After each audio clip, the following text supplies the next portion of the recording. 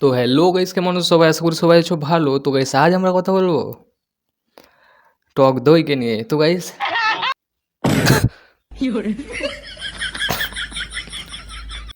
তো গাইস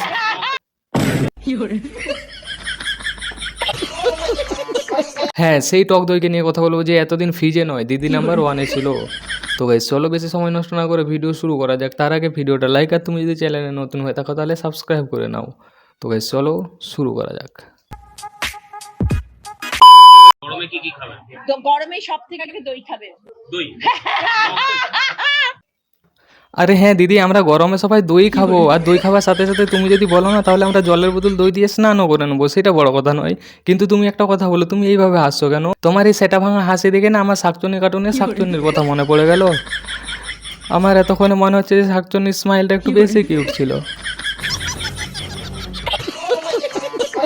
আর আমি একটা জিনিস এখনো বুঝতে পারিনি, সমস্ত অভিনেতা অভিনেত্রী পলিটিক্সে কেন যায়? ও, আমি তো ভুলে গেছিলাম, ওভার অ্যাক্টিং তো অনেকদিন আগেই বন্ধ হয়ে গেছে। দইয়ের পর আবার মুড়ি কেমন লাগবে? সব এখানকার ভালো ভালো খাবার খাচ্ছি রোজ সকালবেলা। ভালো লাগছে। তাই এই আলুরদমটা খুব ফেমাস খাবার সিঙ্গুরের। তাই? এটাও খেলাম।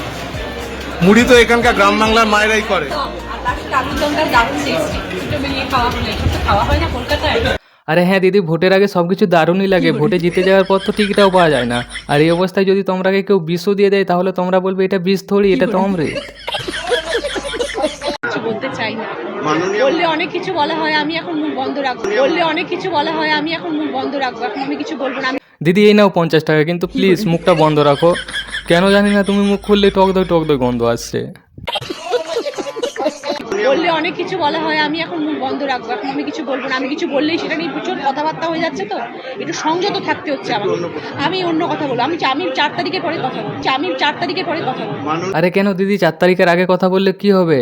বলছি দিদি, তুমি কি ফাজি দেখে কথা বলো নাকি 4 তারিখের পর ভালো দিন আছে পাবলিকের মাথা খাওয়ার?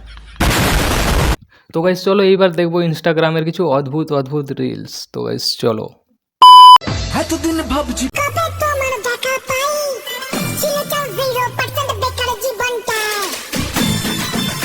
এই দেখো, এই বয়সে সবাই কীর্তন বা তীর্থে যাওয়ার চিন্তা ভাবনা করে, কিন্তু এই দাদু ঠাকুমার সাথে লং ড্রাইভে যাওয়ার চিন্তা ভাবনা করছে।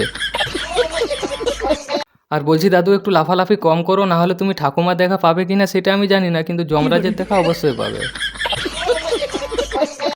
ভিডিও দেখে চলে যাচ্ছিস, ধর্মেও সইবে না একটা লাইক না করলে।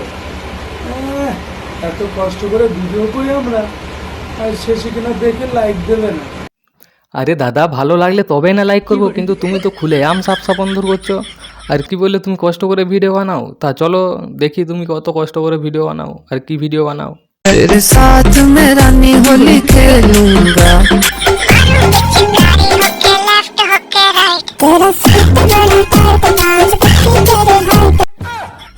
বা দাদা, খুব সুন্দর ভিডিও তোমার। এই ভিডিও তো ইনস্টাগ্রামে তো নয়, ক্রোমে থাকার দরকার। শালা এই ভিডিওগুলো দেখার জন্য আমি বাপের পকেট থেকে টাকা চুরি করে রিচার্জ করেছিলাম। লাইক দেবে না, দেখতে কে বলে? দেখতে হবে না। আরে দাদা, আমরা থোড়ি দেখি, আমাদের মধ্যে থাকা হাবাস তো তোমার ভিডিও দেখতে বাধ্য করে, কারণ তোমরা ভিডিওই এমন বানাও। তো আমরা কি করবো? আর একটা লাইক করার জন্য যদি এত কিছু, তাহলে আমি যাচ্ছি লাইক করতে। গাইস, তোমরাও আসো আমার পিছনে পিছনে, আমি লাইক করব আর তোমরা রিপোর্ট করবে।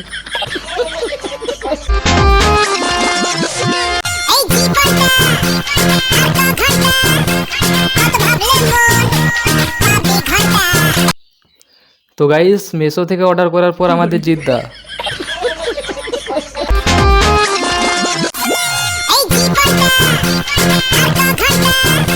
বলছি দাদা, এইভাবেই যদি ডুপ্লিকেট বেরোতে থাকে তাহলে এই জীবনটা আর 1 ঘন্টা।